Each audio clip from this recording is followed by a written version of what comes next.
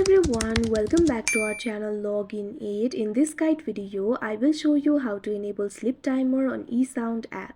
So first of all, launch up an eSound application. Make sure you're logged into your account. So if you enable the sleep timer, this will allow you to set a countdown, after which the player will soften the volume and stop your music. So in order to do that, what you have to do is tap on the gear icon that you can see at the top right corner of your screen.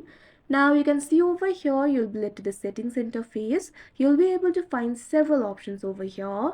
Find the option for player and tap on it.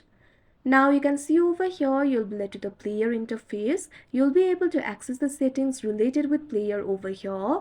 At first, you'll be able to find the option for sleep timer. Simply tap on it. Now you'll be able to enable the sleep timer. You'll be able to find several options over here like 5 minutes, 10 minutes, 15 minutes, end of the song, etc. Simply tap on the option of your choice. Now the sleep timer has been enabled. Simply tap on the cancel option. So like this, you'll be able to enable the sleep timer. So that is how you enable sleep timer on eSound app. I hope you found this video helpful. Thank you for watching. Make sure to like, share and subscribe to our channel.